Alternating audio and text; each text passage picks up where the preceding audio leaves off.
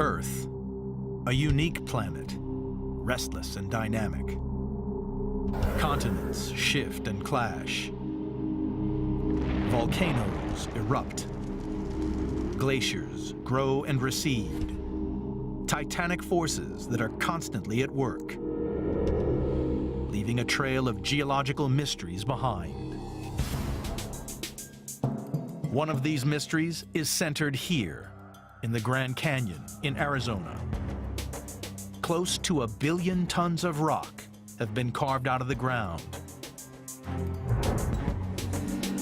The canyon left behind could hold all the river water on Earth and still be less than half full. For more than a century, scientists have debated how and when this vast chasm was created. And now, geologists are uncovering fresh evidence of how the Grand Canyon fits into the ever-evolving story of how the Earth was made.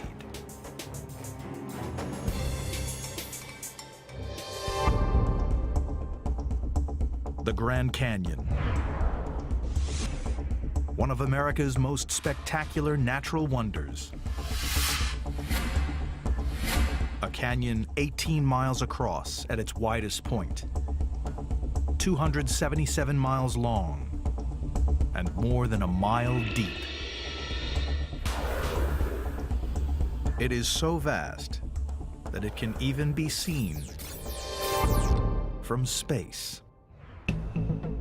Although Hell's Canyon in Idaho is almost half a mile deeper, and Australia's Capertee Valley is nearly a mile wider, the Grand Canyon remains the most famous of them all. And it also holds one of geology's greatest mysteries. Just how did the Colorado River, only 1/10 the size of the Mississippi, form such a large canyon? The answer has eluded scientists for more than a century, because many of the clues they normally rely on have been swept away by the river's water over millions of years, or buried by landslides, or destroyed by volcanoes. It seems like we should understand perfectly how the Grand Canyon formed. The problem is we've lost a tremendous amount of evidence. It's like a murder mystery where most of the evidence is lost. And so the best we can do is piece together the evidence that we have. Even so, slowly but surely, this geological icon is giving up its most ancient secrets. The canyon's richly colored layers offer scientists one of the most complete geological records on Earth. The first concept you have to get your mind around as you're thinking about the Grand Canyon is that the stories told by the rocks are exceedingly old, millions and billions of years. Karlstrom and his team are setting out on a grueling geology field trip along the Colorado River. It won't be an easy ride, because this 1,450-mile-long river packs a punch. More than 800 million gallons of water can flow down the Colorado every hour. More water every second than the average U.S. household uses in a year. Karlstrom is investigating the ancient history of the land that was here before the Grand Canyon even existed. And for that, he needs to identify its oldest rocks. He is following in the footsteps of pioneer explorer John Wesley Powell. In 1869, he was the first man to successfully ride the Colorado through the entire length of the canyon. All of us who work in the canyon as scientists admire John Wesley Powell immensely for his pioneer and scientific exploration of the Grand Canyon.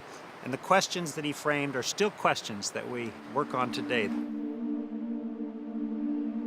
One of Powell's discoveries was these intimidating black rocks at the very base of the canyon. Well, we're deep in the Grand Canyon, right by the Colorado River.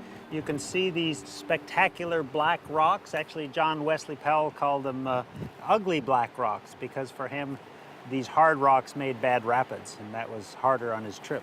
But for those of us who are interested in the early history of Grand Canyon, these rocks are the bonanza. Powell had no way of dating these rocks, now identified as Vishnu schist. All he could conclude from their appearance was that they had once been molten, deep underground. But Karlstrom has an advantage: modern instruments that can accurately date the rocks by measuring radioactive decay. And the first step in figuring out what happened here in the ancient past is to record when these rocks were created. These rocks are about 1.7 billion years old. It's less than half of the age of the Earth. So we have a great story here in the Grand Canyon of the last almost 2 billion years of Earth history. But Karlstrom needs more information. And these ugly black rocks hold another crucial clue to what this land looked like before the canyon was cut. They can tell him not only when they were formed, but also precisely how deep in the Earth's crust they were made. These tiny stones, embedded throughout the ancient boulders, are literally jewels. Garnets that only form under immense pressure. The sort of pressure that's found when layers are crushed by the weight of millions of tons of rock on top of them. The silver bullet clue is the garnet. These garnets are the key to understanding the amount of rock above us. By analyzing the chemical structure of the garnet, in particular its calcium content, investigators can determine how much weight of rock was crushing down upon it at the moment it was made.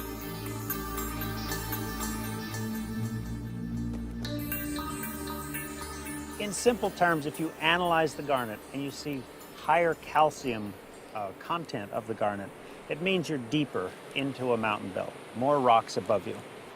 So we take these garnets back to the laboratory, we cut a very thin section, we put them under an electron microprobe, and the scientific result after this analysis is that we were 6 miles deep beneath the surface of the peaks, which were above us, and that's a long ways. So, nearly 2 billion years ago, before the canyon evolved, ancient mountains 6 miles above sea level stood here. Towering peaks as high as the modern Himalayas. Over the next 500 million years, these mountains were worn away by the relentless forces of erosion. Over millennia, the freezing and thawing of ice cracked open the rock of the mountain slopes. Wind and water carried the rock debris down towards the oceans, leaving behind a flat and featureless plain with no sign at all of a canyon. Geologists learn to visualize the way that this place looked in the past. Knowing how to read the texture of the rock, the kind of rock it is, the fossils that are in it, geologists can, it's like a detective story. You can uncover what this place looked like billions of years ago.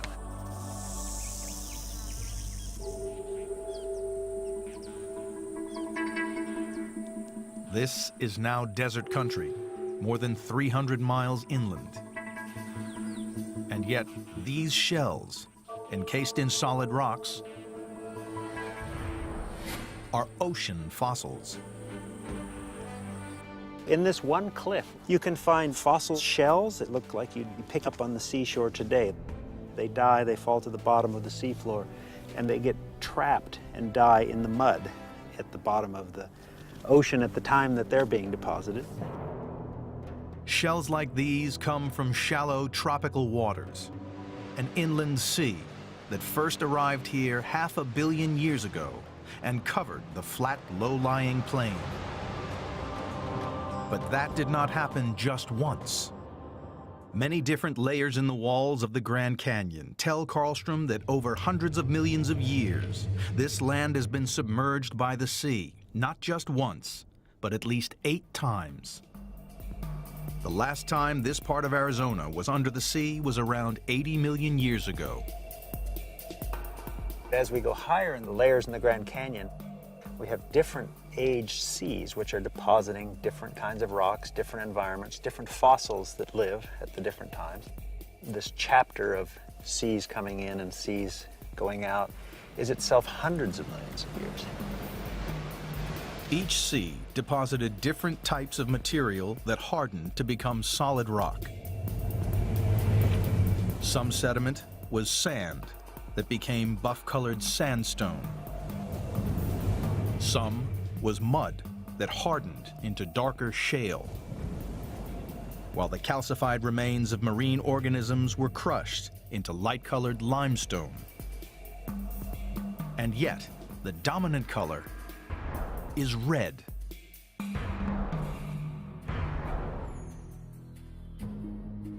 That comes from iron, locked within all the rocks. Over millions of years, the iron rusts into a distinctive red hue. For the geology detectives, descending into the Grand Canyon is like traveling back in time.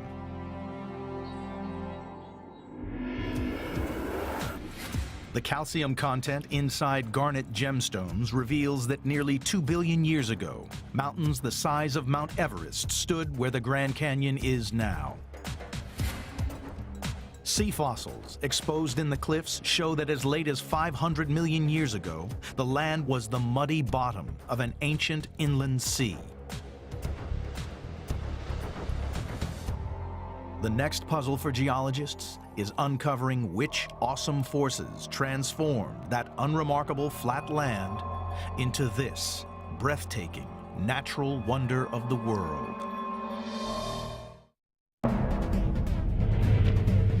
From 1.7 billion years ago to 70 million years ago, the landscape of western Arizona has undergone a series of extraordinary changes. Ancient mountains have given way to prehistoric seas, which have withdrawn to reveal a low-lying flat plain stretching as far as the eye can see. The magnificent gorge of the Grand Canyon does not yet exist. But over the next 20 million years, this landscape was to undergo immense changes that would create a unique high plateau and set the scene for the formation of the canyon. Ancient fossils of sea animals tell geologists that this land was once under the waves of an inland ocean. But that leads to yet another mystery. The investigation needs to figure out why these undersea rocks are now high in the air, thousands of feet above sea level. It's surprising to go up a mile above sea level and you find a clamshell or what looks like a clamshell. And you say, that's what I see when I go down to the ocean. So why is it here a mile above sea level?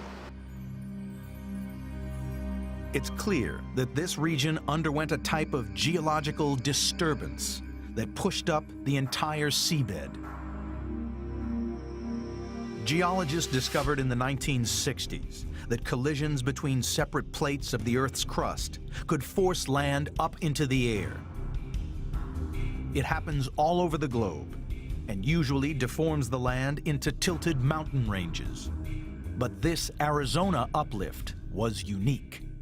After all the flat layers are deposited at sea level, there was a major uplift event called the Laramide orogeny, which lifted these rocks without tilting them, still flat, lifted them up to high elevation. Because the land rose straight up, like being in an elevator, it formed a high, smooth plateau. The sea that had been there drained back toward the northeast. But as of yet, there was no Grand Canyon. The Colorado River, the force that cut the canyon from the rock, had yet to arrive. Geologists from the very early days, from the late 1800s, are quite comfortable with the knowledge that the Colorado River has carved the Grand Canyon. The high plateau was surrounded by even higher mountain ranges. New rivers began flowing from the mountains out across the plateau. It's essential for the investigation to establish when the Colorado River in particular arrived, because only then could it begin to carve the canyon. Until a few decades ago, some investigators thought this ancient riverbed, called Hindu Canyon, provided the answer. They believed that Hindu Canyon's creation, 50 million years ago, marked the arrival of the Colorado River and the beginnings of the Grand Canyon. But in 1969, the discovery of these pebbles turned everything that geologists thought they knew about the canyon on its head. It turns out that to explain how the Grand Canyon got there is very much more complex than people thought. So the early geologists thought it was simple, but now we realize there's a lot more to the story, and it's kind of a detective story.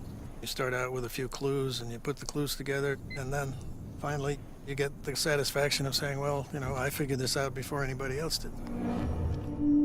Figuring it out before anyone else was just what Young did in 1969 when he was a 24-year-old geology graduate student at Washington University.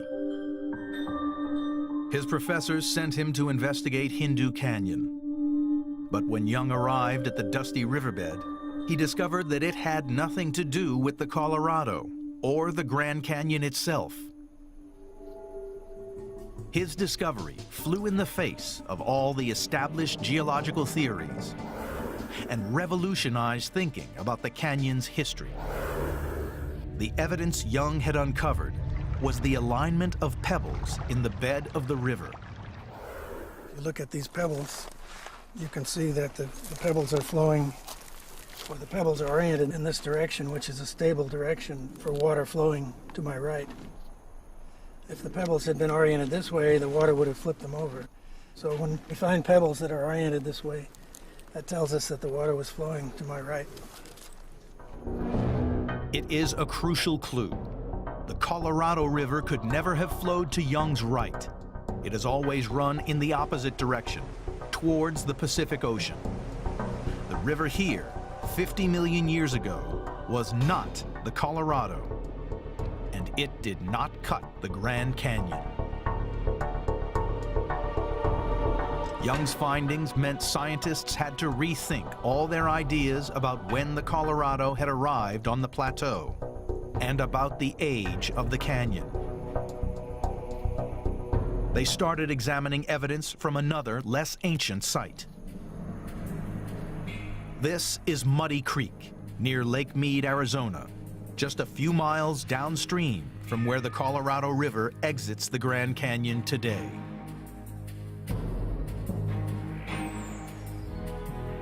The underlying rocks prove that this was once the site of a vast freshwater lake. The upper part of the Muddy Creek Formation is this nice limestone which formed in a freshwater lake. The water would have been very clean. There would have been lots of plants and animals living in the water, and as they sank to the bottom, the calcium carbonate in their shells would form this limestone, which is typically what forms a limestone rock. The limestone is the calcified remains of the creatures that once lived in this lake. Then, 5.5 million years ago, the animals all disappeared. There were no shells to make fresh limestone. The only explanation is that the animals died 5.5 million years ago because that was the date when the Colorado River arrived here. The river would have been carrying masses of dirt and rock sediment from the fledgling Grand Canyon. The water would have been too muddy and dirty, and limestone does not form in dirty, silty, muddy water. It's just incompatible. The animals and plants that live in such a lake can't exist if there's a lot of silt and mud in the water. So, the muddy death of the lake gave geologists a confirmed date for when the Colorado arrived in Arizona and commenced its excavations. The Grand Canyon was born a mere 5.5 million years ago. The investigation has reached a significant milestone. It has discovered the age of the canyon. The angles at which pebbles lie in ancient riverbeds reveal that the Grand Canyon is far younger than geologists had previously ever suspected.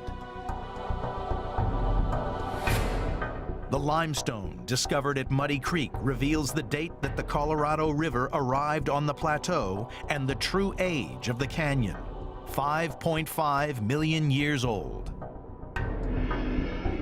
Now geologists had a new mystery to solve, discovering why the Colorado River took the path it did some 5.5 million years ago, and why it carved a canyon of such remarkable dimensions.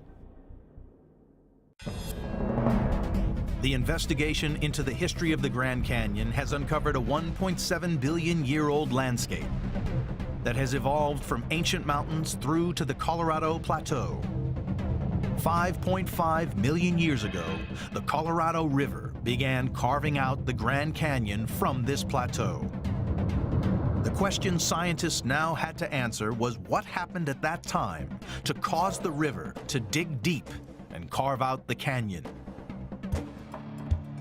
It is a debate that has been going on for more than a century and which continues today. I got interested in the Grand Canyon when I went to school and started studying, and I heard about the different ideas associated with the Grand Canyon and was just blown away when I found out we did not understand how the Grand Canyon formed. Something as iconic as the Grand Canyon wasn't understood, just seemed crazy to me, and so basically decided to dedicate a large portion of my life to trying to figure it out. One theory is that several ancient rivers merged and their combined cutting power started digging out the canyon. Another assumes that the river cut down into the plateau as the land uplifted around it. But John Douglas has his own theory, one that has gained respect among many leading geologists since he first published his ideas in 2000. What Douglas calls his spillover theory seems to work well on paper.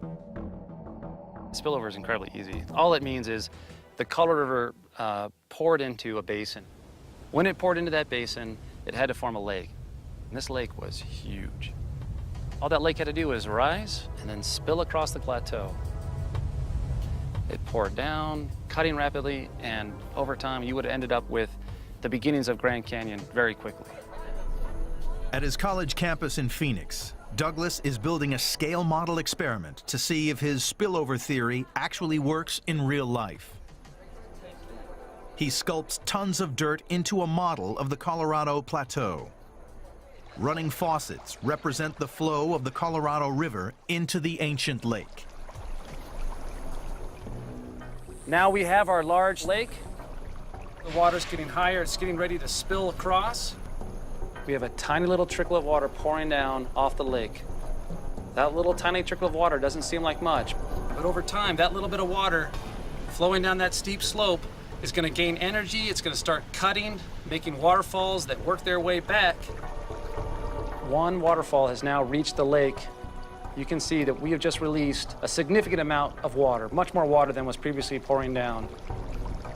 Now we have huge canyon cutting. Landslides are sloughing off the side of the canyon walls, the water flushing it downstream. The lake, you can see that it's starting to shrink in size. That lake is getting lower. And right there, you can see that we've cut our own small-scale version of the Grand Canyon.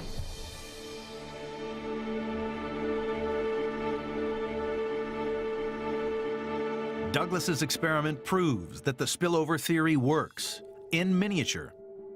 But he needs evidence to show that it could have happened on an infinitely bigger scale. Douglas sets out in search of a lake, large enough and old enough to be the source of his spillover flood. He has a prime suspect in mind. This is the site of the ancient Lake Bittahoche, 100 miles to the east of the Grand Canyon. And a clue here on the old lake bed reveals how deep this lake once was. These green clays, which indicate deep lake water, this is the classic evidence for the giant lake necessary for the overflow explanation of Grand Canyon. These green deposits are only created in one specific environment. To have green lake clays, you need deeper water where there is little oxidation. I think that's indication that the Colorado River has arrived in this basin, that it's made its way from the Rocky Mountains to this location. And this is its basically stopover point before it eventually spills across to form the Grand Canyon. Establishing the depth at this point lets Douglas work out how large an area was once covered by water. He compares the depth of the water with the contour height lines of the surrounding countryside. And that shows that Lake Bitahoche once spread over 20,000 square miles and contained more than 3,000 cubic miles of water. That makes it bigger than Lake Michigan.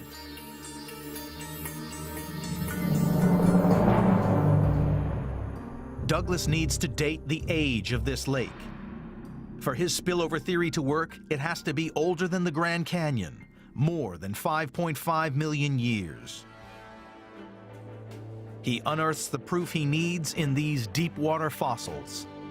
Okay, these fossil shells are freshwater mollusks, maybe as young as 6 million years old. The dates match up. The lake was here at the right time to have spilled over and begun cutting the Grand Canyon.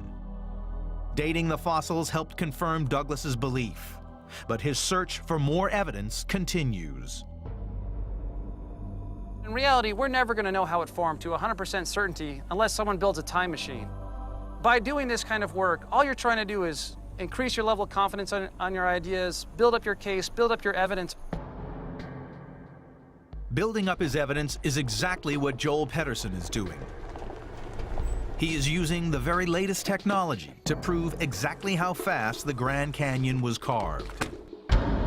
He has found the evidence he needs right here, at the very start of the Grand Canyon. Here at Lee's Ferry, there are all of these gravels that are evidence of where the river has been in the past and the path that is taken during incision. And amongst the gravels, sometimes you see these great lenses of sand, and we can use the sand to get an absolute date on these deposits. As the Colorado River carved out the canyon, it deposited more and more of the gravel and sand debris at this spot. Newer layers buried older layers over millions of years. And geologists now have instruments that can measure how light has affected individual atoms within the sand. That reveals precisely when each sand layer was originally buried, away from the light of the sun. For the technique to be accurate, it's essential that the sample is not exposed to daylight. So here we can take a metal tube and we can hammer it into the sand outcrop, and in the metal tube then we'll get a sample of the sand and it'll stay out of sunlight, and then we take it back to a darkroom laboratory and remove the sand, still sheltered from light, and then we can analyze the optical properties of it to get an absolute age. And in this case, the absolute age would tell us when the river was at this point in the landscape.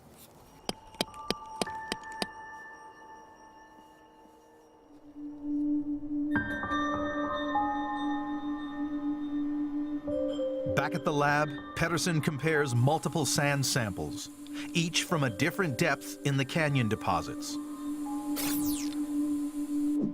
Discovering the age of each individual layer of sand lets him estimate how rapidly the river has been cutting down through the rocks.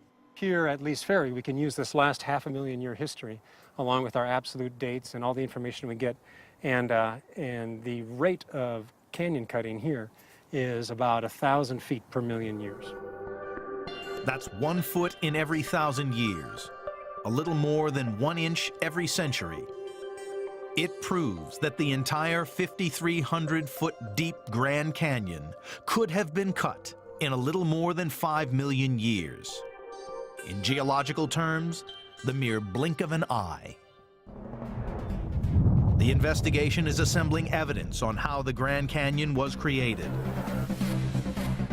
Green clay deposits support the theory that an ancient lake was big enough to spill over and trigger the canyon's creation. Deep water fossils prove that the lake existed 6 million years ago, the right time to have overflowed and cut the Grand Canyon. But proving how the canyon cutting began is only part of the investigation. This is one of the widest and deepest canyons in the entire world. And to discover how it grew so large, geologists will have to examine some of the most dramatic and dangerous features the canyon has to offer. The landscape of western Arizona has transformed from ancient mountains to prehistoric seas to a flat, uplifted plain. Just 5.5 million years ago, the Grand Canyon was cut through this plateau. It happened so fast that geologists had to think again about the awesome power of the Colorado River. It cuts through rock not by the water wearing it away. You could pour water over rock for a long time and nothing would happen. It's the tools that the river carries. The river carries boulders and sand, and those bump against each other and they eat away at the rock. Every day, the Colorado can carry almost 500,000 tons of rock and debris, enough material to fill more than 100 Olympic swimming pools. That is 5 tons every second. So investigating river erosion is never an easy task, because the powerful flow of the Colorado River has scoured and washed away many of the clues that the rock detectives need. They looked for evidence in the hundreds of rapids that disrupt the river's progress. The swirling rapids are created when flash floods sweep boulders into the river from the many smaller side canyons. The river has to focus a lot of energy at these points to deal with all of the boulders that are coming in. The more coarse boulders and more resistant material that the river has to fight against to accomplish its incision, the steeper it gets. As the water flows over the rapids, it cuts deep into the bedrock below. At this set of rapids alone, the river drops 10 feet. And there are a lot of rapids on this section of the Colorado. So it put all these rapids together in a string through Grand Canyon, and that gives you the overall sort of unusually steep Grand Canyon profile of the river going through it. Gravity and simple physics are at the heart of how the Colorado has carved so much rock so quickly. 5.5 million years ago, the Colorado River was flowing over the steep edge of the plateau that had been pushed up thousands of feet above sea level. The river ran rapidly over the steep downward slope and swept rough, rocky debris along in its wake. An incision formed, digging back into the edge of the plateau. The power of the river to incise as it dropped off that huge escarpment must have been really great. And so the river quickly incised there, and that very steep drop-off of incision would have worked its way back upstream through the Grand Canyon region. It's sort of a waterfall that a few million years later has spread itself out through the length of the river. It is this steep drop-off between the Colorado Plateau and the land beneath it that fuels the Colorado's incredible erosive power. The river begins its life high in the Rocky Mountains in Colorado. For every mile that it travels, the river falls 10 feet. By contrast, the Mississippi River, a river moving 10 times as much water as the Colorado, meanders across a flat landscape. With no steep slope to drive it, the Mississippi can't carve any canyon.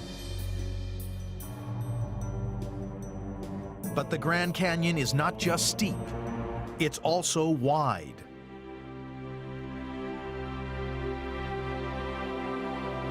And here, on the south rim, at the heart of the national park, the true majesty of the Grand Canyon is revealed.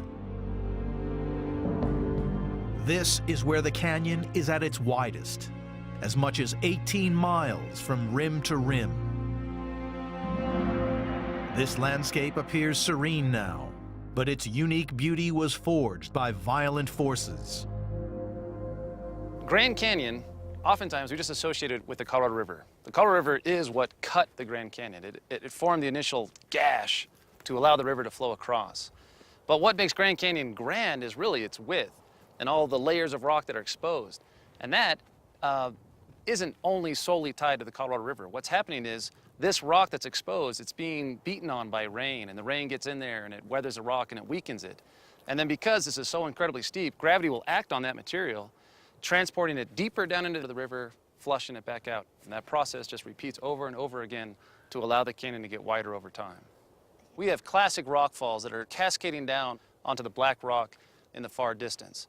Those events are indications that this is actively ongoing canyon widening and retreating from these processes. The fall of these rocks is not a gradual process. This is erosion at its most violent. Very few people are ever going to see Grand Canyon actually change. Like, I've spent numerous nights in Grand Canyon. I've only heard 1 or 2 rocks ever fall. But change will happen, and when it does happen, it happens very rapidly.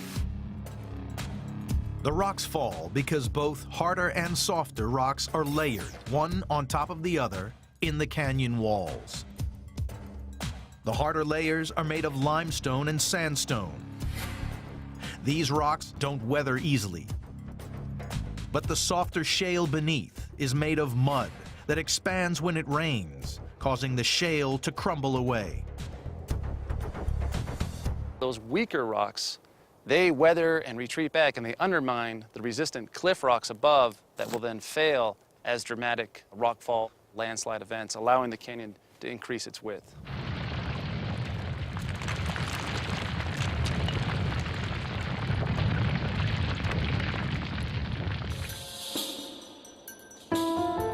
The rock falls are merely the first step towards increasing the Grand Canyon's enormous width. Without the help of an accomplice, the entire canyon would fill up with debris. Without the Colorado River, you could not have the Grand Canyon as wide as it is. By flushing that material downstream, it wipes it all clean to allow a whole new material to build up again. And once you repeat that over and over again, it allows the canyon walls to retreat back. And the entire canyon just grows. These guys continue to march and push and move all that material downstream. The mystery of how the Grand Canyon grew so deep and so wide is being solved. The Colorado Rapids demonstrate how the steepness of the riverbed helps carve the canyon so quickly. Rock falls on the canyon walls reveal how weaker rocks rapidly widen the canyon across the plains of Arizona. But this is far from the end of the Grand Canyon story. In just the last million years, the canyon has been transformed by other, overwhelmingly powerful natural forces.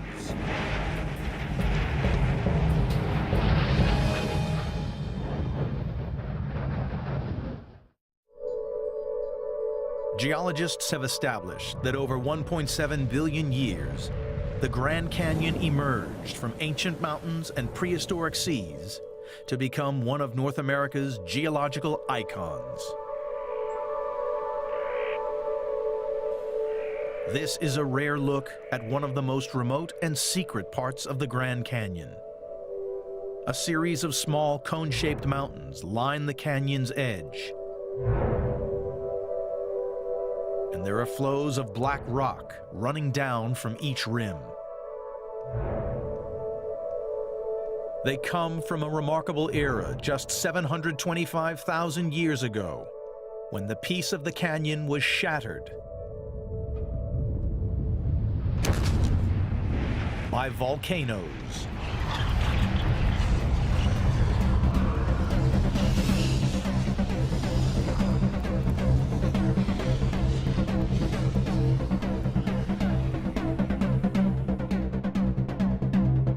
This is Toroweap Point, in a remote area known as the Arizona Strip. One of the most isolated places in the continental U.S. Few people other than geologists ever see this area, although it boasts some of the canyon's most stunning views. The rock detectives come to see how explosive volcanic eruptions have changed the canyon in the comparatively recent geological past. This black rock that seems to have spilled over the rim of the canyon is an ancient lava flow, what was once boiling hot rock, forever frozen in time. Powell talked about a river of molten magma pouring down into a river of melted snow. and he talked about how dramatic it must have been, the boiling and seething and the steam, and it must have been amazing. You would picture red hot lava like you would see in Hawaii pouring down the canyon walls and coating them, and then once it reached the river, it would immediately create just giant clouds of steam. The extensive lava flows, erupting from as many as 100 cinder cone volcanoes, had a dramatic effect on the Colorado River running below. Crow believes that on at least 8 occasions, the volcanic eruptions created huge lava dams that blocked the river completely. Well, behind me here is one of many basalt remnants. They're the remains of lava flows that poured down the canyon, partially filling it. And then subsequently, the Colorado River has removed all but a few little chunks. The lava dams brought even the powerful Colorado River to a halt. For a while. In time, the dams were no match for the Colorado. The rising pressure of the dammed river behind them eventually became too much, and they shattered.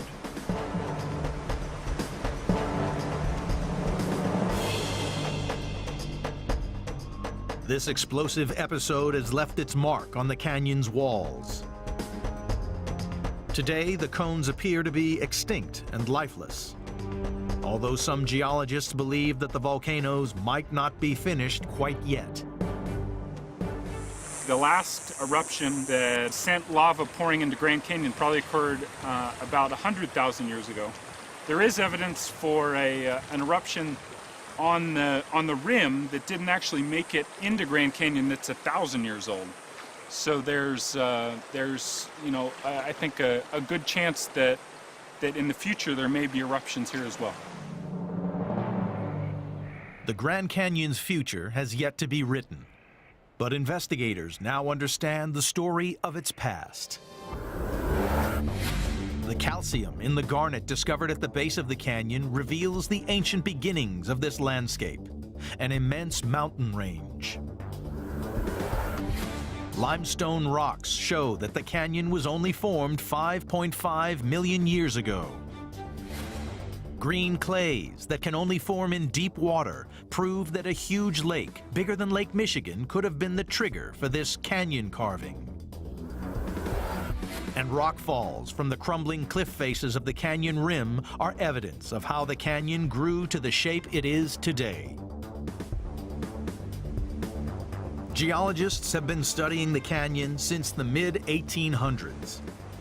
Yet even after more than a century of investigation, the story is still far from finished. The landscape is evolving and it's going to be changing through the geological future. And so the story about the geology and the fascinating questions here is not one that's over, and it's going to continue to evolve as scientists continue to do work here. The dynamic geological phenomenon of the Grand Canyon is a place where the vast fiery forces within the Earth's crust do battle with the inexorable power of water. The result? A natural wonder whose walls record nearly 2 billion years of our planet's turbulent geological history.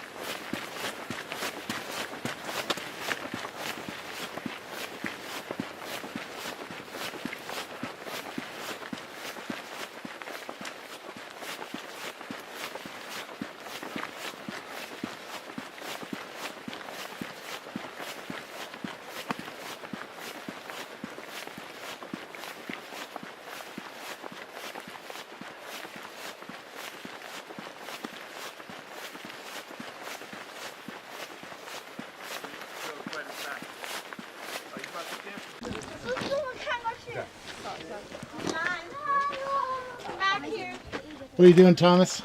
Oh, shooting with this fisheye. Cool. How wide is the fisheye? 8 to 15. It's very cool. You're gonna have to shoot with it. It's very cool. Oh, it gives you a circular image? Yeah, it can give you up to, see, like, if you, with the full frame sensor, it can give you a complete circle. So, see, there you go. Oh, that's a little overexposed there. So something like this. You know, complete circle. That's cool. Yeah, it's interesting for stuff like this. Cool stuff. So I guess we're gonna do a group portrait here, huh? Oh, are we? Yeah, I think so. All right. Charles is setting it up. Actually, that's a very nice light for one person.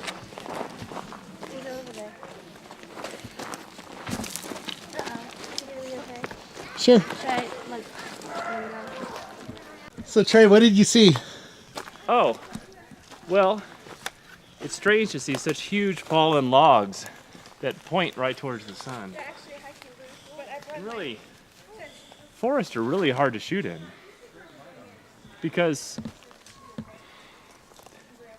oftentimes it just turns into a big mass of chaos. And so if you can ever get leading lines that can help draw the user's eye around, it makes it much more interesting, because otherwise you just see like a morass of branches and lines and shapes and colors, and it's more messy than it is interesting. So in all forest shots I try to break up the chaos with lines and that sort Now, of do you thing. always shoot HDR? No. People think I do. It seems like most of the times I see you shoot, you're shooting like 6 frames, right? This one is going to be 7. You can hear that. So it's doing half a second, 1 second, 2 seconds, 4 seconds, 8 seconds, 15, and 30. The shutters open different speeds, different amounts of time for each of those. It's not all shots, but in this situation you have to do HDR because I'm looking right into the sun. But you know, if you're standing here, you can look and see all this texture, right? You can see all these little things. You can see the shadows. You can see the golden hues. You can see all the lines of texture in here. And you just can't get that with a regular shot. So you've got to do HDR. Really, Now, HDR. How did you see the shot? Because I was walking by it, and I noticed you're very, very good at seeing things. Well, I think what happens over time is, you know, you kind of have your own personal FOV, right? Your 90-degree field of view. And so I used to be like a Quake player, right? Like a lot of people. And I would always go into the config and set my FOV to 130, right? So I could see more around me. It makes you a more effective Quake player. And so that's a pretty good analogy to what I do here. But so I have a wild FOV, but also I kind of extend my vision out. Like I'm pretty good at envisioning what it would look like over there, right? Because as you move through a 3D environment, your brain does map it out. And you can kind of picture, well, what would it look like over there? So I'm getting better at predicting, like, it's interesting over there. So if you can kind of extend your personal field of vision, you know, in a 20-foot diameter around you and see everything as you go down, it's much more than just seeing 90 degrees right in front of you. I'm not always successful, but I'm getting better over time. Will this shot get better as the light disappears? As the sun goes down, or? Well, it would be better if all these people were out of the way, but... Hear that, people? Get out of the way! Throw some pine cones at him. That's what my girl. No, I think it's best with the sun. Yeah. It's good anytime with all these leading lines and this sort of thing. One problem though is the scale, because these are so huge. You know, we Yeah. can see how huge these are. Yeah. But the thing that helps with the scale is that normal sized tree right in the middle. Yeah. And so when people see a normal sized tree surrounded by giant trees, the trees look giant. And so we've been shooting these huge Mariposas, and we asked Kimberly to stand in front of one of them so that you get a sense of scale. Otherwise, they just look like trees. Because you have to have something humans understand in a relative scale to see the magnitude of the objects around us. Yep. Well, cool. Well, let's get the kids out of the way and then you can shoot some. Okay. Oh, and you got to get Thomas Hawk out of the way, too. He's usually not in the way. I'm not very On the ground.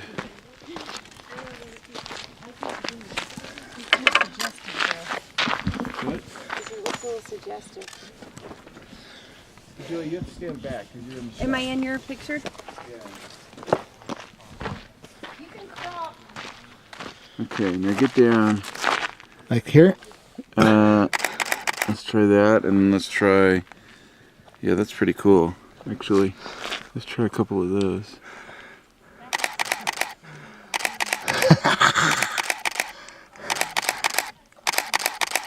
Okay, see if you can get even closer with your face.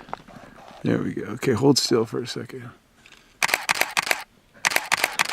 That's a crazy shot. Let me see. That is a crazy shot. Okay, can you set the camera down? Is there a way to set that down just for a second? Let's try it with So here we have a fisheye with a take on the Let me zoom in. So. fisheye in the wilderness. A take on the standard fisheye. Scobalizer in the big trees. That's pretty funny. With I'd +1 that shirt, so Google should like that, right? Absolutely. Good one.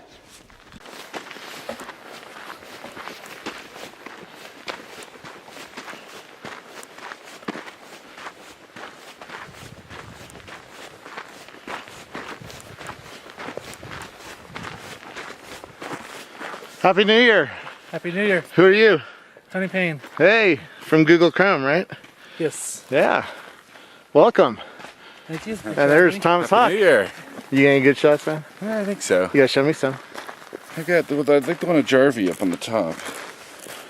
He went out on the ledge, huh? He did, yeah. Trey, Kimberly, Karen. Well, you can't really see here, however. So if we zoom in,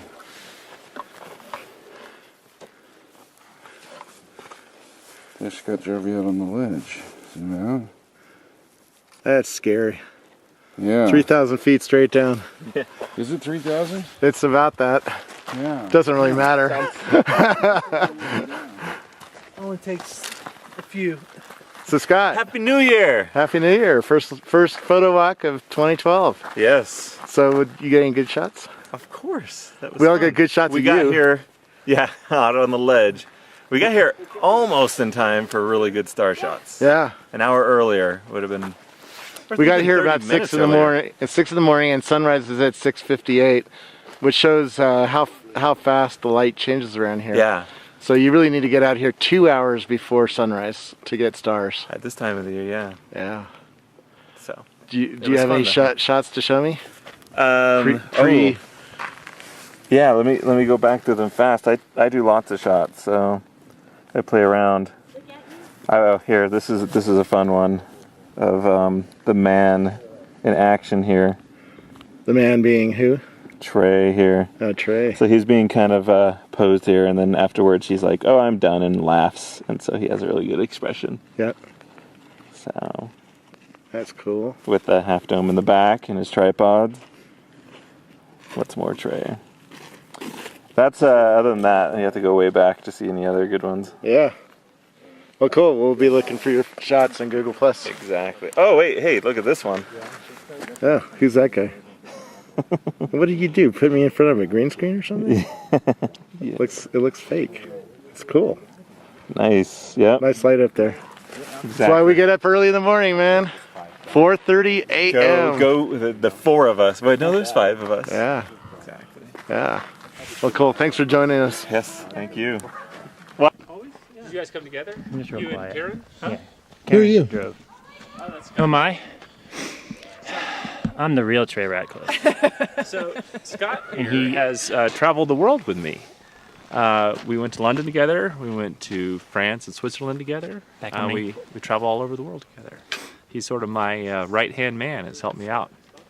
Yeah. We've only been to Florida together. Yeah. Well, in fact, He was in Florida too. I feel jealous Yeah. now. yeah. In fact, one of my secrets to success is Scott here, because you know, he was like a fan, and I should let you tell the story because No, go ahead. I want to hear your version of it. Go ahead. So that sounds weird to say because now you're a friend, but and so he contacted me. He was into HDR and photography and found my tutorial and saw all this stuff, and then he said, "Hey, let me get back to you." He goes, "I'm actually an expert in SEO or whatever," and I'm like, "Whatever, I don't believe in SEO. You know, I understand Google or this sort of thing." He goes, "Let me just help you out for free. I won't charge you. You've done so much for me." So he spent just a couple hours with me. He told me these things to tweak out on my website, and it really helped us out with Google. And you know, we were already a really good authority on HDR, but we put some things into place to help Google understand this. And so really, thanks to him, it like doubled the traffic to our website. So I owe him the All world. right, now I need to know these secrets. Is that still rolling?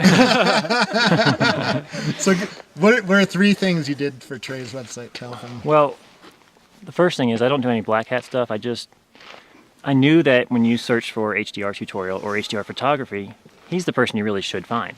So I just helped him do some stuff so that he could be found. I mean, that's who you want to find, is someone like this if you're searching for those phrases. Yep. So it was simple stuff. I mean, he already had a lot of power on his site, a lot of authority in Google's eyes. And I just helped him tweak stuff using his own internal links, saying what, you know, he wanted to rank for, optimizing the titles and then the H1 tags.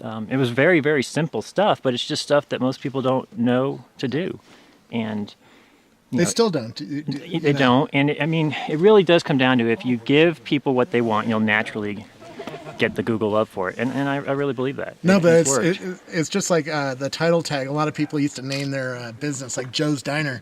Well, that's not what people are searching for. They're searching for great hamburger in Jackson Hole or whatever. Right. And it's also selling so you the got to click. think about how people are going to search for you, not what you want to talk. Exactly. But plus, you know, when you show up in the search results, that's like an ad. So you want it to sell your services. And so just having him update his meta description tag and going after the right keywords. And so when you search phrases now, his search results really stand out. I mean, they speak to you. You know, it answers your question of what you typed into the search box, and that helps too. So how much does it cost to hire you? Not for hire. No, actually, so that's the thing about So you Scott. probably- Is he's the real deal because you can't hire him. He's not like one of these SEO tools out there that's always just pushing themselves. It's right? funny, when I did the tour of Zappos, Yeah. they tell you everything, Yeah. but they don't let you touch the SEO guys. Oh, really? No, that's the secret sauce at Zappos.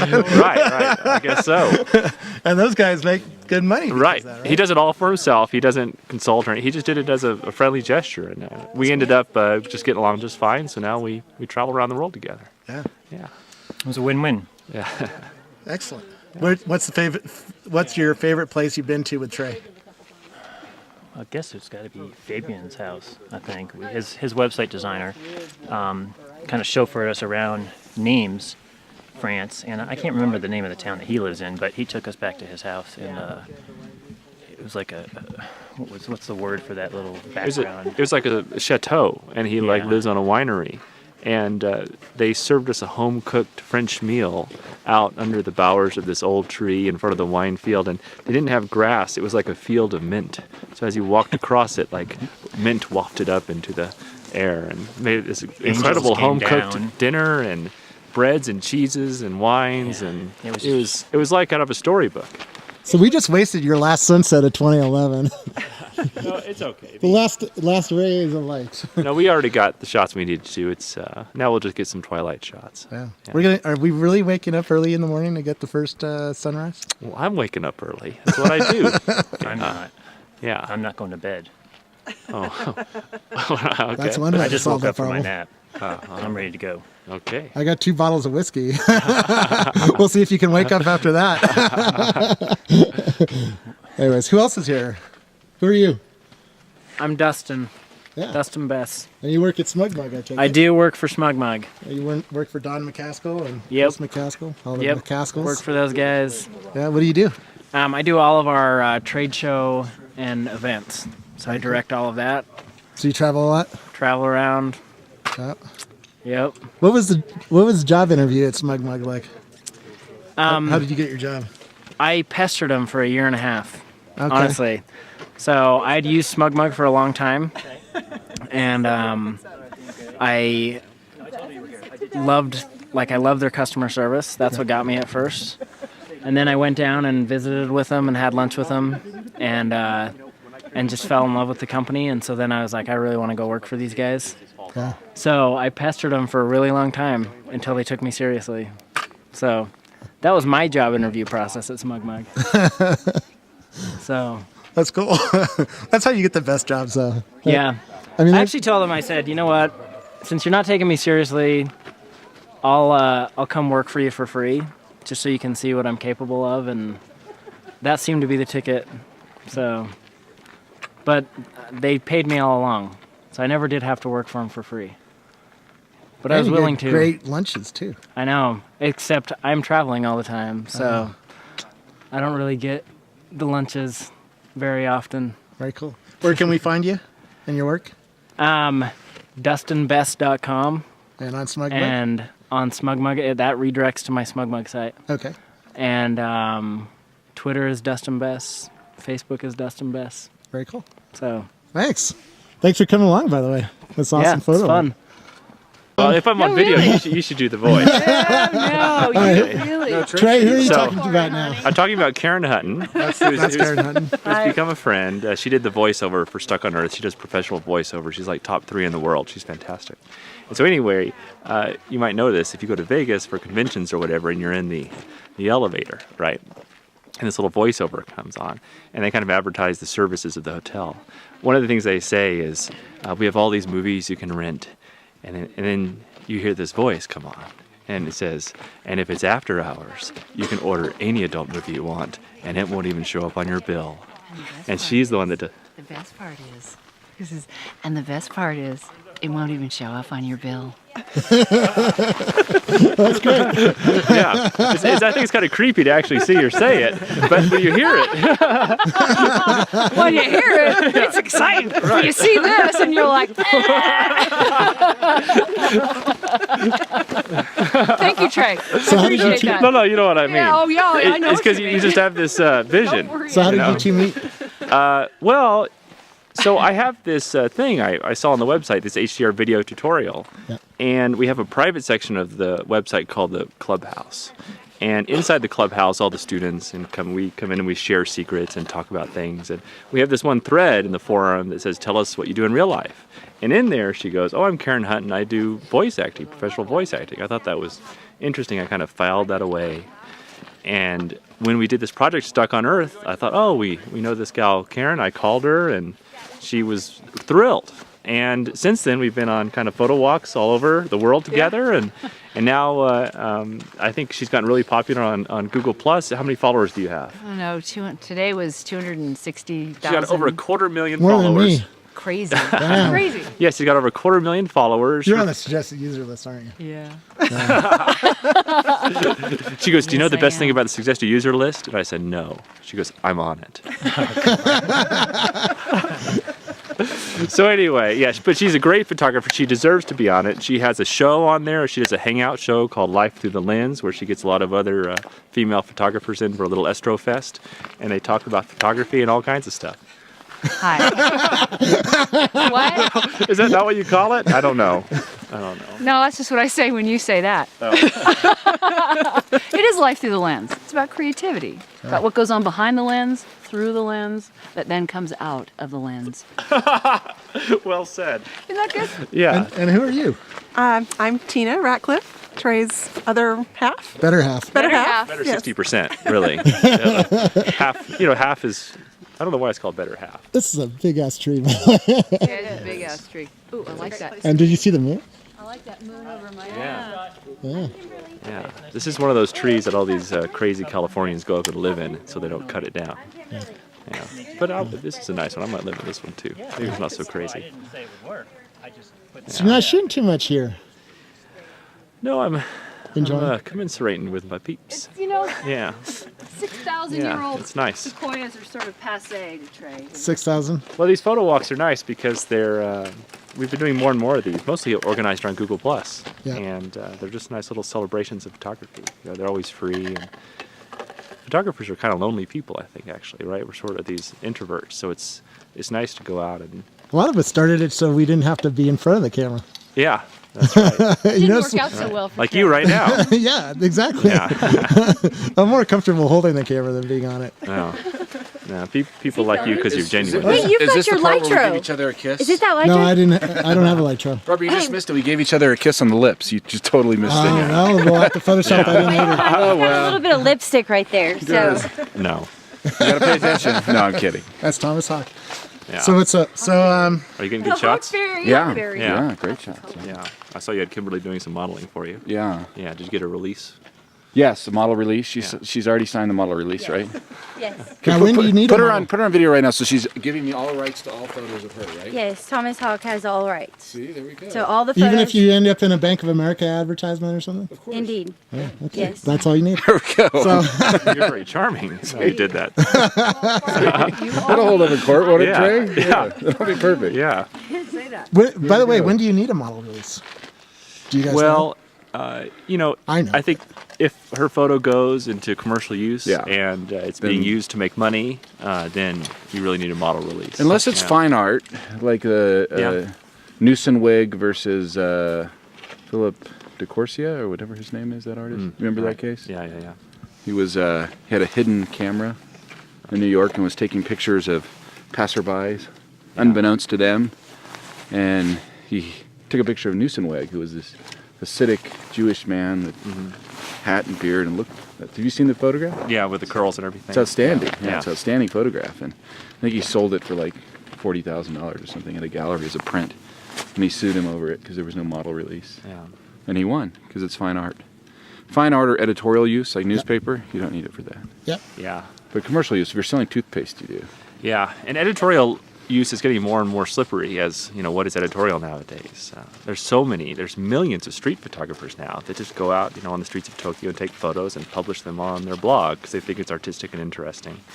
I think you don't need a model release for this kind of stuff because you're just making art. You're just capturing the world around you. And Yeah. it is in a public place, and you're not really But making. it still costs money to defend a lawsuit, right? Yeah. You know? Yeah. That's true. Yeah. And so that's. I would know.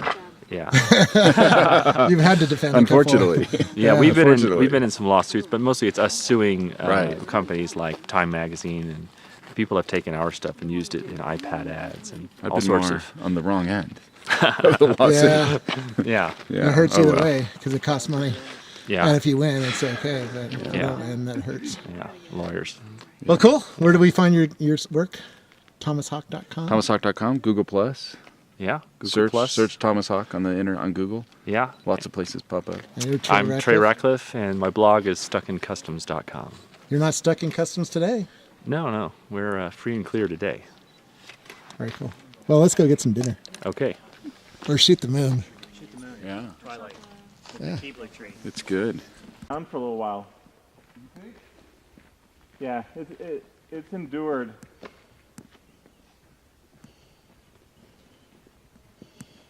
So who are you? I'm Jarvie.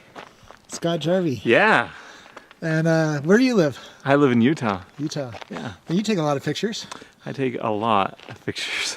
We've seen you on Google Plus. So what are you taking a picture of here? This is the enduring giant. It's a big sequoia. In Yosemite. Yep, in Yosemite here. That's awesome. So what are you trying to capture when you're out doing something like this? Well, I suppose I approach all my pictures kind of like I do.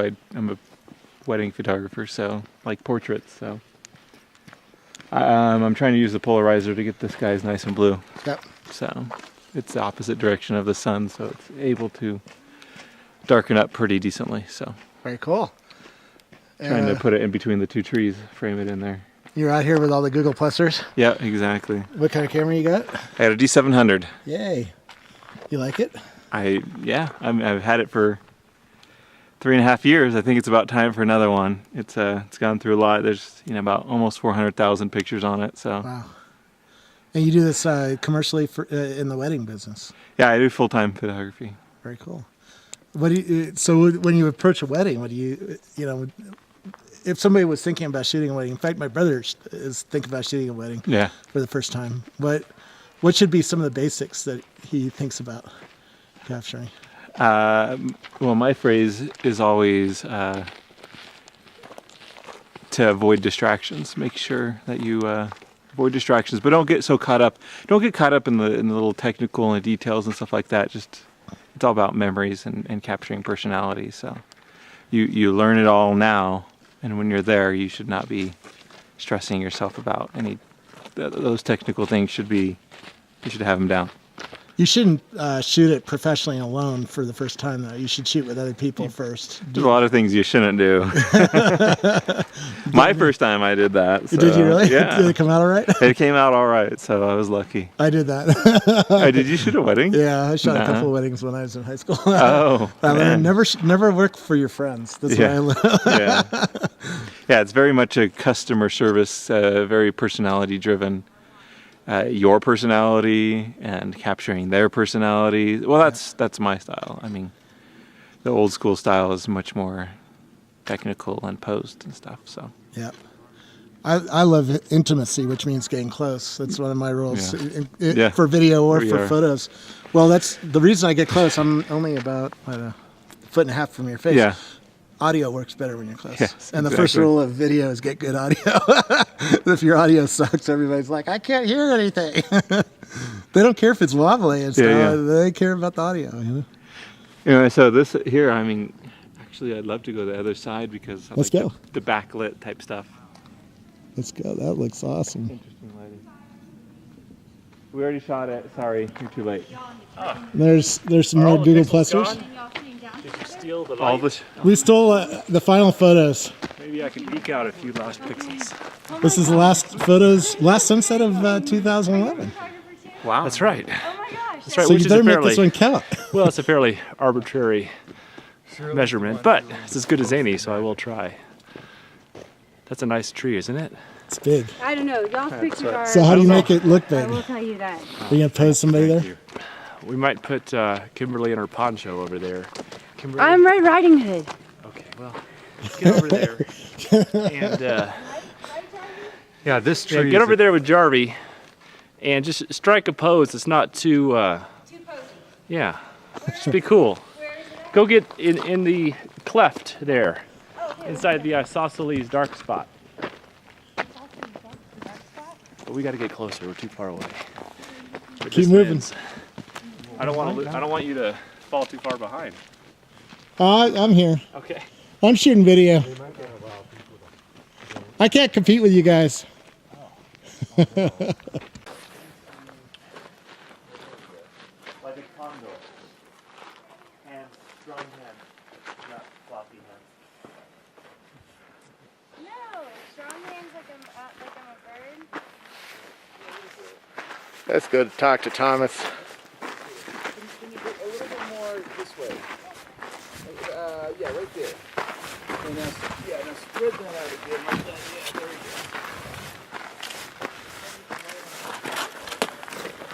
go. Okay, maybe bring the fingertips in just a little bit. My fingertips in? Yeah. Like I'm oming? You want her to look off to the side? They get a portfolio or yeah. What are you going for, Thomas? I'm shooting silhouette shots of Kimberly right now. Do So- that again, Kimberly. Yeah, there So we go. bright sky underexposing him a little bit. Bright sky. I'll show you in a second. It's interesting, kind of an off. Shooting straight Do it into again the sun. and put your fingers up on the other side. Or, I mean, just out so we can see your fingers. Yeah. No, this is an example of... Bring your what is that? Your left hand down. Walk like an Egyptian. Yeah, walk like an Egyptian. That's like an Egyptian. Hold on. Did I look like don't look like a duck at all. YMCA. So this is an example of breaking rules, right? Because when you first learn photography, you're told, don't shoot into the sun. Yeah, Karate Kid it. Karate Kid out here. Yeah. So Thomas is using his 135 f2 lens. What are you using? 24. A 24? 1.4. But I should be doing what he's doing, but... Okay, that's... So we'll have completely different shots, though. Yeah, we will. It'll be still nice either way, though. Okay, turn around and look the other way. Look out. Don't jump off. Back to over a little bit more. Yeah, right there, right there. Okay, now turn around and look out at this mountain. Okay, now spread your wings again. I'm gonna go over here, Thomas. Put your left hand forward just a little. There you go. Now tilt with your right hand higher in the air.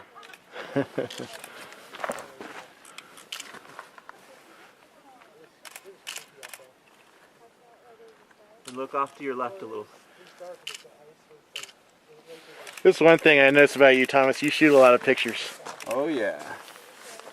How many have you shot today so far? Probably 900 or so. Go to your left a little more. Maybe 1,000. In an hour? Yeah. And then, okay, you ready? Look. But you know, like look shooting off to your left Kimberly again, like you were here, doing a few moments ago. This is with your left hand up higher than the right hand. Because you got to shoot a lot more. My left hand up higher. Yeah, and then look off to your left. Because you're waiting for the right thing? Yeah, and you know, your right catch hand just back a the little. right, There you are, good. Just look the off right, a little more. Right pose. I mean, it's kind of silhouettes are tricky because. Okay, now turn around. Every now and then, I get a little. There we go. Turn around. Every now and then. Okay, hold on, almost done. Okay. Stay there. Okay, now I'm going to do some out of focus stuff, just to kind of. No, you have. Put it around. Want me to play with my poncho? Yeah.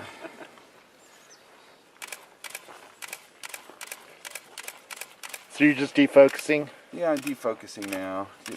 Trying to get weird, you know, different. There, yeah, just move around like that. Just trying to get, I'll show you in a second here. Just trying to get different stuff.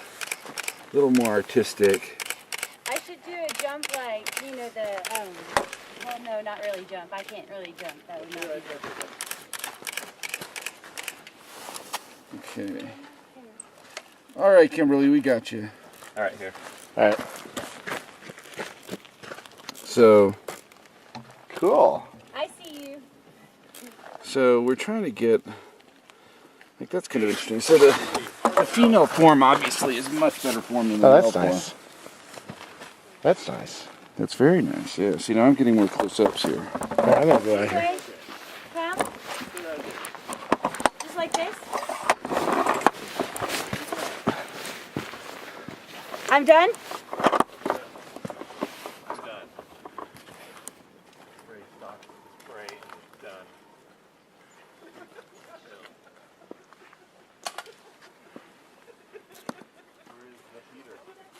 Go, huh? Those are fun of me. Yeah. Silhouette.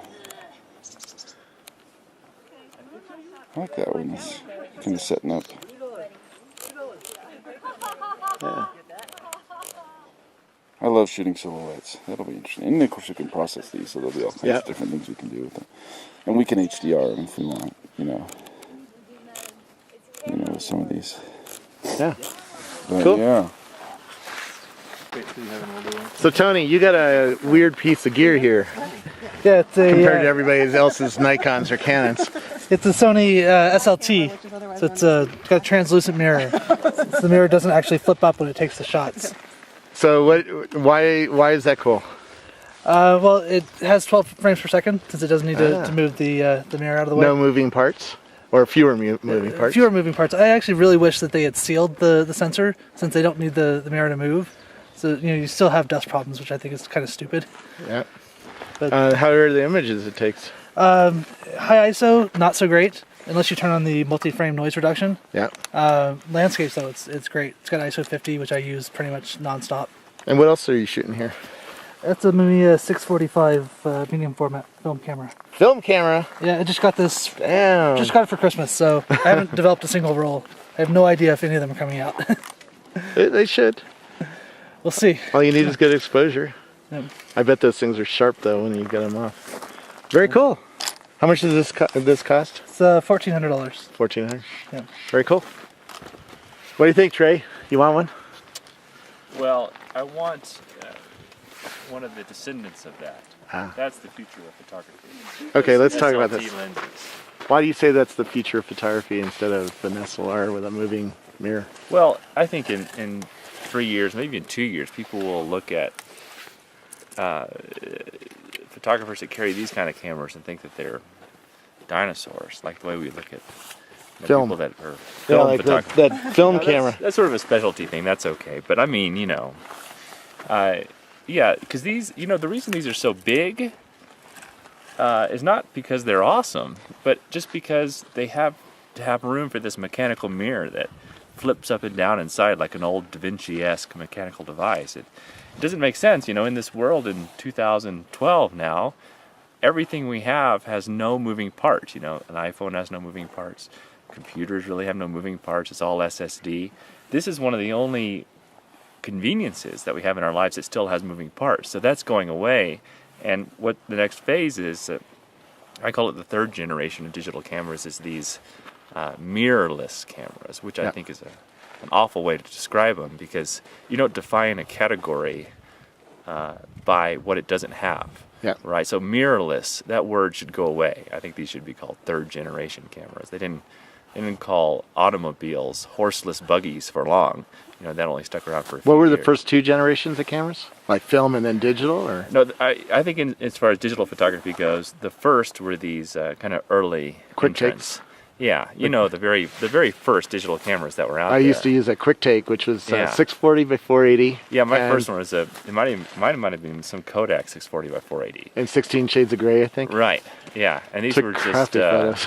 they were almost like prototypes, right? Yeah. But they got it there, and they got the hobbyist interested and think, oh, there could be something to this digital photography. And then I would call this the second generation. Everything from the consumer to the prosumer to the professional line.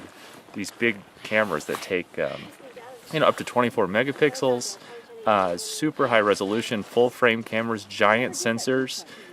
Even most old school film photographers now agree that these do equal or better job than the film, right? Once it crossed that line, if you can't tell if it was an old style of photo or a new style of photo, that's really that's when these came into being. Yeah. But this, like everything else, is going away, and the next evolution is these cameras without moving parts inside. Sony has this technology called SLT. It's called single lens translucent, where instead of having a mirror that flips up and down, it's a mirror that lets most of the light through and reflects some up to a phase change system, and that's what grabs the autofocus. This is clearly the future. Interesting. And I think this will probably be the last DSLR I have. Really? Yeah, I'm going to stop investing money in lenses and DSLR bodies, because the next generation of these things is really where it's going to be. Interesting. Yeah. And you have a red camera. Now, can the red camera do some of this stuff, or is that just for video work? Yeah, I have a red a pretty Epic. high resolution. Yeah, super high, up to 5K, and it does hundreds of frames per second, right? Yeah. And every one of those frames is a raw file that you can pluck out and process. So photography in the future, and this is really a sea change, and a lot of people won't accept it. I think photographers are going to fight this, but photography is not so much about taking a photo as much as like capturing a moment, right? And then when you get this moment, you're probably going to end up with 1,000 frames. Yeah. And then the photographer's job is to go back and use a new system where you scan quickly through these 1,000 photos and you pick out the most interesting ones. That still takes the eye of a photographer. Yeah. It still takes understanding composition. You still have to set up the camera the right way to begin with. But I just can't see using a video camera to do still photo. Like what you do with HDR shooting 9 frames of one scene and then do a lot of process and a lot of darkroom kind of Photoshop magic to make it look really great. Right. I can't see doing that with a video camera. Well, you will. Okay. But the reason is that, you know, when I take a picture now and you hear it click multiple times, the only reason that you hear this clicking is because the technology is so slow, right? Every time you hear a click, it's processing, it's downloading, it's taking the sensor data, it's writing it to the card. That clicking is more a factor of the lack of speed of the technology, right? It's like when we used to connect with 300 baud modems and we'd hear that handshaking, and you know, we don't even think about that anymore. So the future is not one with clicking, it's one where just massive amounts of visual data is being immediately recorded to the card. And then your job in post-processing is to go pluck out the frames later. Yeah. Interesting. Do you think that you're going to see cameras that do more HDR stuff in the camera, so you don't do as much in Photoshop, and you use Photomatics, right? Yeah, I use Photomatics. You have a whole tutorial section on your website that teaches people how to do what you do? Yeah, we have a free tutorial. We've taught hundreds of thousands of people how to do this stuff. Yeah. It's really fun. But HDR will work its way into the camera, but it still takes the eye and brain of a human to figure out what makes a good photo, because these HDR algorithms, they're still dumb, right? They don't have the same neural network pattern matching processes that our brain does when we, assess what is happening in the visual world around us. Yeah. So HDR algorithms, they have their problems. Like, for example, they don't really know the difference between daytime and nighttime, inside and outside. They process it all evenly. And so as humans, as we navigate the Earth, we know that everything above the horizon is generally brighter, a few stops brighter than everything below the horizon. But Photomatics and all these other HDR algorithms, they will even it out so that the sky has just about the same tones as the ground. So I go later into Photoshop and clean it up by remixing some of the original photos and brightening the sky and getting rid of some of the dirty areas. This is why some of the HDR looks cartoonish, right? Yeah, that's why I think a lot of people's first HDRs really don't look so good, is because they don't go in and make it look more realistic. It's a fine line, right? There's a line there between art and reality and perception and memory, and it's a very flexible thing. It's very personal to people. Everyone thinks they see the world the same way, but really we internally visualize it differently. No, and some people don't even see it the same way, right? Mark Zuckerberg is colorblind, right? And you're blind in one eye, right? Or nearly blind in one eye? Yeah, right. So you don't see the world I do. Right. I see it more in 3D than you do. Right, that's sort of like this old chestnut that everyone sees the world differently, but it's really true. And I know like a lot of people are really into black and white photography, and that's because their brain, when they see the world, they first look at shape, line, and contrast, right? And this is what first their brain starts to match on to make sense of the world. Yeah. When I look at the world, I see that stuff too, but first I see color, light, and saturation. So that's why color photography is more appealing to me and to a lot of other people. But I can see it for sure when they look at the reactions to my photography. I'm very interested in the haters, right? I'm very interested in people that just don't like it. Some people are quite vitriolic and bitter, and they've got other psychological baggage that feeds into that. But some people just don't like it. And it's not because they're anti-new stuff. It's just because their brain processes imagery different. And, I'm comfortable with that. But I know it does appeal to a great number of people who also see the world like I do. Yeah. Well, you show us the world the way it should look, right? Well, I think so. Because I've been walking around with you, and the images you make are like, that wasn't quite real. It was better than real. Well, it snowballs. Yeah. And in a way, the more you take this kind of photo, the more you start to see colors and texture, and the more you start to appreciate things. Yeah. I mean, I was in Walt Disney World with you, and you shot a room, and when I saw the final result, I was like, holy shit! I didn't see any of that in that room, and it looked like a palace, right? But you're a photographer like me, right? Yeah. And you like to do macro stuff, right?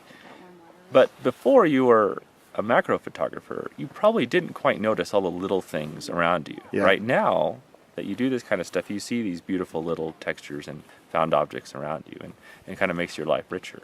Well, it's the same way with HDR. Now I see color, I see texture, I see light changes in a much more visceral way than I used to. Yeah. So it's kind of whatever artistic path you go into, you become really attuned to that world, and it makes your own world richer. So other people that are into this sport too, they really get into it because they start to see the world like this too. So some people say what I capture is super realistic, or the way the world can be or should be, but for those of us, it's actually the way we see it. Yeah. Well, thanks for spending some time. Where do we find you? I'm on Google+, Trey Ratcliffe, and StuckinCustoms.com. Yay. Yeah. And that's where the tutorials are that you teach people what equipment you use and what processing you do and all that fun stuff. Yeah, all that good stuff. Get a cable release, get a tripod. Actually, you don't even use a cable release, which I find interesting. No, you don't need a cable release. No. Yeah. Just a good tripod. Yeah, just a good tripod, and there's some tricks inside here where you can set it up so you don't need a cable release. Yeah. Yeah. Cool.